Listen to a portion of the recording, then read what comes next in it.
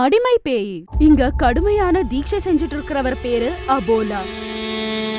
உலகத்திலேயே ரொம்பவே சக்திசாலியான மந்திரவாதியா மாறணும்னு சொல்லி குகைக்குள்ள இருக்க தேவதைக்கு அவரு பூஜை பண்ணிக்கிட்டு இருக்காரு.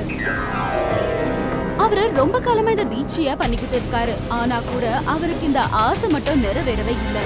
ஆனா இந்த மந்திரவாதி கிட்ட ஒரு பேய் அடிமையாக இருக்கும்.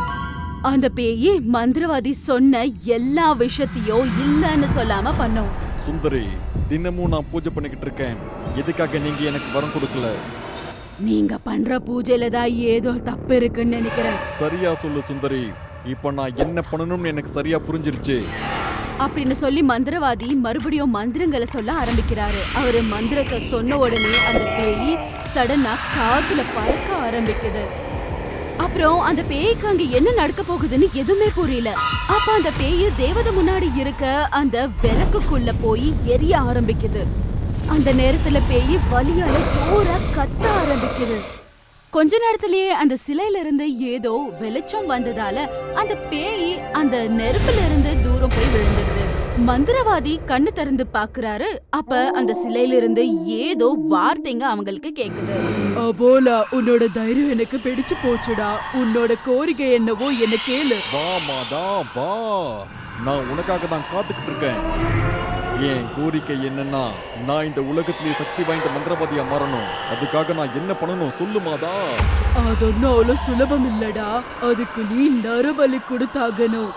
அதனால நீ 7 நாள் எனக்கு ஒவ்வொருத்தரா நரபலி கொடுத்துக்கிட்டே இருக்கணும். அப்ப நீ கேட்டது உனக்கு கிடைக்கும். அப்படியே ஆகட்டும் மாதா, நீங்க சொன்ன மாதிரியே பண்ணிடுறேன். நான் இத்தனை நாளா இதுக்காக தான் காத்துக்கிட்டு இருந்தேன். ஆனா எந்த ஒரு தப்பும் நடக்காம பாத்துக்கோ அப்படின்னு சொன்ன உடனே அந்த சிலையில இருந்து வர வார்த்தைங்க நின்னு போகுது. அதுக்கப்புறமா இது எல்லாமே அங்க நின்னுட்டு இருந்த பேய் கேட்டுக்கிட்டு இருக்கோம். அப்ப மந்திரவாதி பேய் கிட்ட போய் சொல்றாரு, அதெல்லாம் நினைச்சு உனக்கு என்ன கோவமா இருக்கா? அப்படி எதுவும் இல்ல, நான் உன்னோட அடிமை தானே, அதனால நீ என்ன வேணாலும் பண்ணலாம் அப்படின்னு பேய் சொன்ன உடனே அந்த மந்திரவாதி, சரியா சொன்ன சுந்தரி. இப்ப நீ என்ன பண்ணணும் அப்படிங்கறது கூட உனக்கு தெரிஞ்சிருக்கும் இல்லையா? இன்னைக்கு நீ பலி கொடுக்கறதுக்கு ஒருத்தரை கூப்பிட்டுட்டு வரணுமா? அதுக்கு மந்திரவாதி ஆமா அப்படின்னு தலையாட்டுறாரு. அதுக்கப்புறம் அந்த பேய் அந்த குகையில இருந்து கிளம்பி ஊருக்குள்ள போக ஆரம்பிக்குது. அந்த பேய் போகும்போது மனசுக்குள்ள இப்படின்னு யோசிக்குது, இது எல்லாம் என் தலையெழுத்து. செத்த பேருக்கு கூட இப்படி அடிமையா வாழ வேண்டிய நிலைமை அப்படின்னு யோசிச்சுக்கிட்டே அந்த பேய் போய்கிட்டு இருக்கும். இருட்டு கூட ஆயிடுது. அது கிராமமா இருந்ததால ஊர் ஜனங்க எல்லாருமே வீட்டுக்குள்ள போய் தூங்கிட்டாங்க. அந்த நேரத்துல அந்த பேய் யாராவது கிடைப்பாங்களா அப்படின்னு தேடிக்கிட்டு இருக்கும் போது அது ரொம்பவே தேட ஆரம்பிக்குது. ஆனா அவ ஒரு தோட்டத்து பக்கம் போகும்போது அவ ஒரு ஆளை பாக்குறா. ரவிக்கு அவங்க பின்னாடி பேய் தொடுத்திட்டு இருக்கிறத தெரியாம அவன் நடந்து போய்கிட்டே இருப்பான். ஆனா அந்த பேய் அவன் பின்னாடியே போய்கிட்டு இருக்கும். ரொம்பவே இருட்டா இருக்கும்.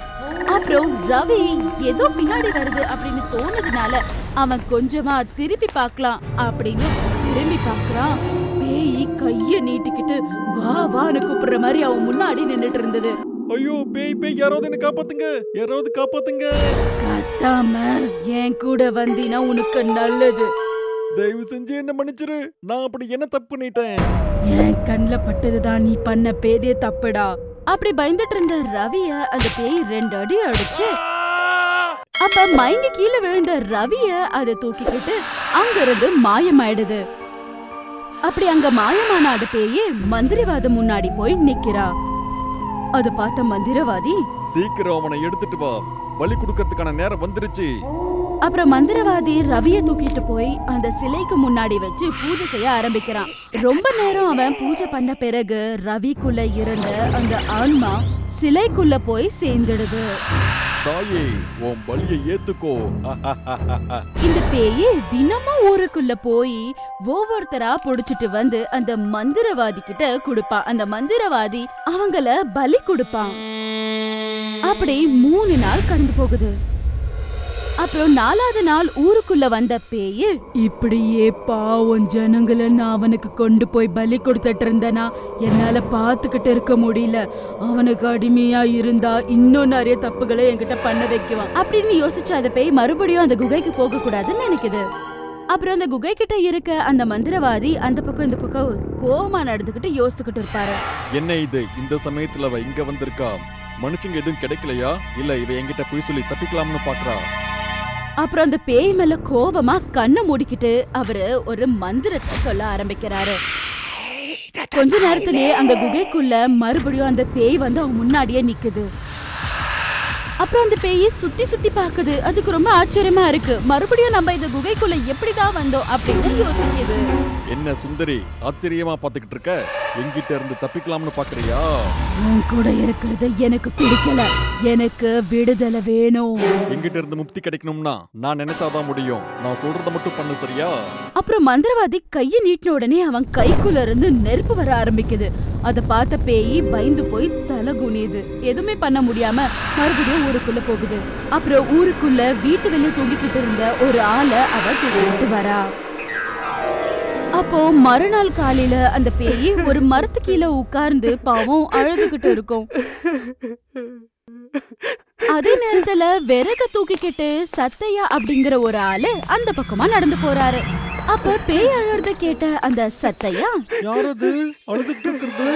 சத்தவரம் பக்கம் சத்தையா நடந்து போறாரு. அங்க போய் பார்த்தா அங்க ஒரு மரத்து கீழே அழுதுகிட்டு இருக்கும்.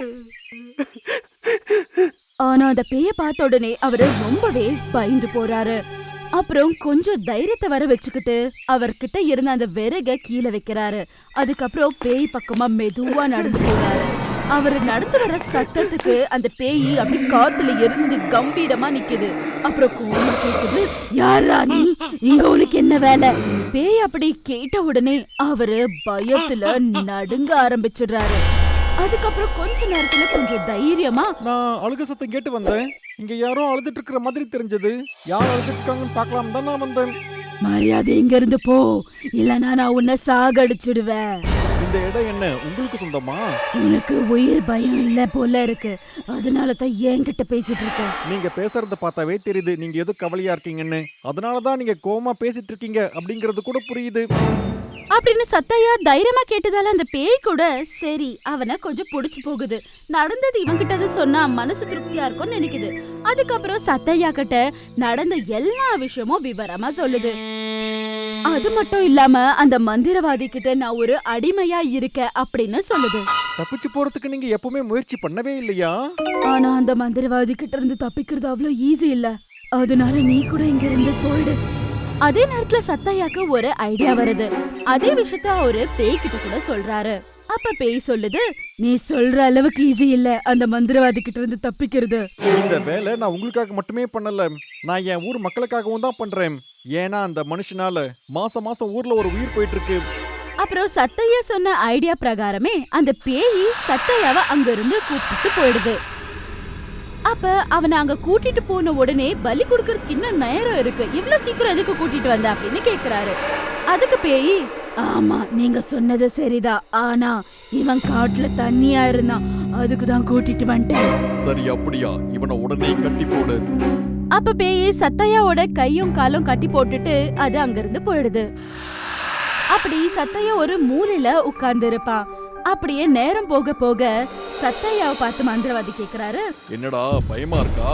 சரி நான் உன்னை சீக்கிரம் கொன்னுடுறேன், எதுக்கும் கவலைப்படாத. நான் நிஜமாவே பெரிய அதிர்ஷ்டசாலி தான். உங்க நல்ல நோக்கத்துக்காக நான் சாக போறேன். சரி ஒண்ணு பண்ணுங்க, சீக்கிரம் என்ன கொன்னு போடுங்க. என்ன சாகிறதுக்கு உனக்கு அவ்வளோ ஆர்வமா? இருடா இப்பவே உன்னை கொல்றேன். ஆனா சத்தையா மட்டும் கொஞ்சம் கூட பயப்படாம மந்திரவாதி கிட்ட பேசுறாரு. அட உன்னால என்ன பண்ண முடியுமோ பண்ணிக்கோ, நீ தான் கொல்றேன்னு சொல்லிட்டு இருக்கியே தவிர கொல்லவே மாட்டேங்கிறியே. அத கேட்ட மந்திரவாதி ரொம்ப சந்தோஷப்படுறாரு. இது எல்லாமே தூரத்துல இருந்து பேய் கவனிச்சுக்கிட்டு தான் இருக்கும். என்ன பத்தி என்னடா நினைச்சுக்கிட்டு இருக்க?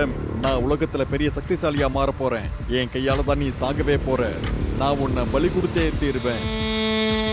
உன்னை பார்த்து எனக்கு எந்த ஒரு பயமும் கிடையாது. இந்த பேய் இங்க என்ன பண்ணிட்டு இருக்கு அப்படின்னு தான் நான் யோசிச்சுக்கிட்டு இருக்கேன். அதுக்கிட்ட மந்திரவாதி, எப்படியோ சத்தையா கொஞ்ச நேரத்துல செத்து போயிடுவான் அப்படின்னு சொல்லி பேயை எப்படி அவரு அடிமையாக்கிட்டாரு அப்படின்றத சொல்றாரு. அது சின்ன விஷயம் இல்ல. அந்த பேயை நான் மந்திரம் பண்ணி வசியம் பண்ணி வச்சிருக்கேன். அது ஏன் வசம் இருக்கிற வரைக்கும் நான் சொல்றத மட்டும் தான் அந்த பேய் பண்ணும். ஓ அப்படியா? அப்ப அந்த பேயை வேற யாராவது ஏதாவது பண்ணிட்டாங்கன்னா? அந்த பேயை நான் அடைச்சு வச்சிருக்கிறது என் கண் முன்னாடியே இருக்கு. அங்க பாரு, அந்த பானையில தான் இருக்கு. யாராலையும் எதுவும் பண்ண முடியாதுடா.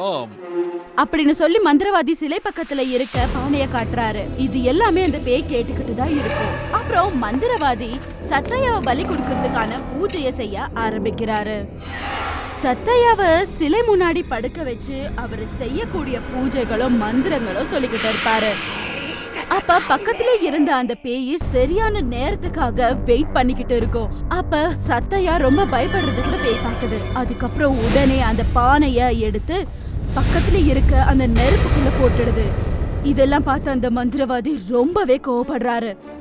அதுக்கப்புறம் அங்கே இருந்த பேய தாக்குறதுக்காக அவன் மந்திர பயன்படுத்துறாரு. ஆனா அந்த பேய் எல்லாத்துல இருந்தும் எப்படியோ தப்பிச்சிடுது. அதுக்கப்புறம் நெருப்புல எரிஞ்ச அவளோட எலும்போ முடியோ சாம்பலான உடனே அந்த நெருப்புக்குள்ள இருந்து ஒரு சக்தி அதோட உடம்புக்குள்ள வருது. அது வந்த உடனே அதுக்கு ரொம்பவே ஏதோ பலம் வந்த மாதிரி ஃபீல் ஆகுது.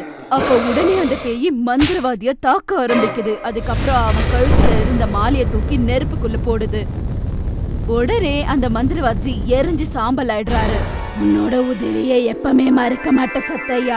இது எல்லாம் உன்னால தான் நடந்தது. இனிமே நீ சுதந்திரமாயிரு. இப்படி சத்தையாவோட உதவியால சுந்தரோட ஆன்மாக்கு எப்படியோ விடுதலை கிடைச்சிடுச்சு.